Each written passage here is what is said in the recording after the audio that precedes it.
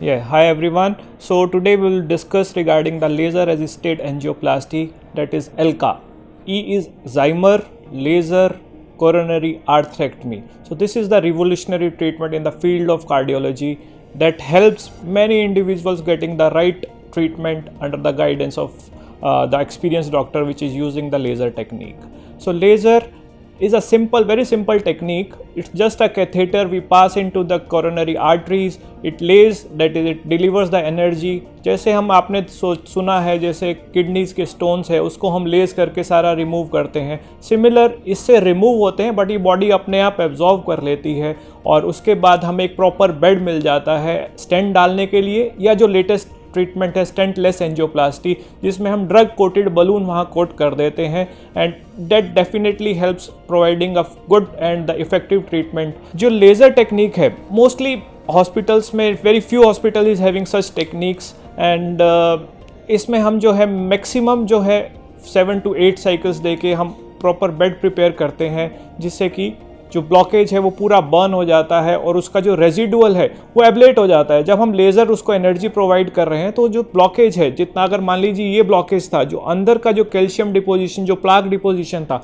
वो लेज़ करने से पूरा क्लियर हो गया और उसने एक प्रॉपर एरिया, प्रॉपर साइज़ दे दिया हमें स्टेंट डालने के लिए. और कई बार जो स्टेंटलेस एंजियोप्लास्टी जैसे हमने ऑलरेडी डिस्कस किया उसके लिए वो प्रॉपर बेड देता है.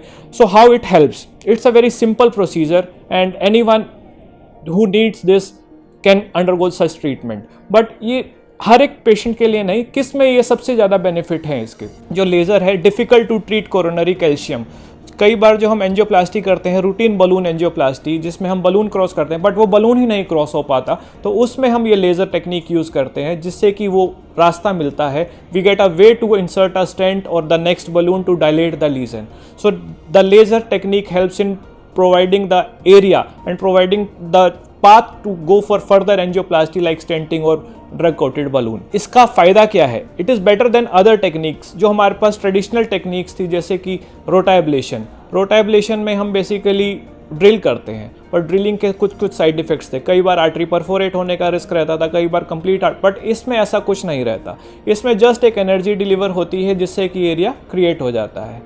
और किस किस फील्ड में हम इसको यूज़ कर रहे हैं, इसको कोरोनरी एंजियोप्लास्टी जो खुद की वेसल्स हैं, जो नेटिव वेसल्स कहते हैं, उसमें हम जो बाईपास के पेशेंट्स हैं, जो बाईपास पेशेंट जिसमें कि उनके ग्राफ्ट्स, जो बाईपास ग्राफ्ट लगे हुए हैं वो ब्लॉक हो गए हैं, उसमें भी इसका काफ़ी अच्छा यूज़ है. उससे हम इसका जो अंदर का प्लाक बर्डन है, जो कोलेस्ट्रॉल डिपोजिशन है, उसको एब्लेट करके और हम ड्रग एल्यूटिंग बलून इसमें या स्टेंट डाल देते हैं. इसका सबसे अच्छा फ़ायदा ये है जब वो हम एब्लेट करते हैं जो कोलेस्ट्रॉल है वो बर्न हो जाता है, वो डिस्टली नहीं जाता और जिसके एंड रिजल्ट्स बहुत लंबे टाइम तक अच्छे रहते हैं. बाकी इसका हम किस जगह यूज़ करते हैं, यंग इंडिविजुअल जो हार्ट अटैक के साथ पेशेंट आया, मान लीजिए 30-35 ईयर्स का एक पेशेंट है जो हार्ट अटैक के साथ आया है, उसमें थ्रोम्बस है, क्लॉट फॉर्मेशन हो गया है जिसकी वजह से उसे हार्ट अटैक आया, बट उसमें इतना ज़्यादा कोलेस्ट्रॉल डिपॉजिट नहीं हुआ है, तो इसमें सबसे अच्छा यूज़ है इसका. हम उस क्लॉट को एब्लेट कर देते हैं लेज़र से, फिर हम बिना स्टेंट के उसको ड्रग कोटेड बलून करके स्टेंट फ्री लाइफ देते हैं यंग इंडिविजुअल्स में. सो इसके मल्टीपल यूजेस हैं बट ऐसा नहीं है कि इसके बिना काम नहीं होगा, बट डेफिनेटली एक रिवोल्यूशनरी ट्रीटमेंट है जो अवेलेबल है and we can offer to our patient to help and to provide a good treatment in the future.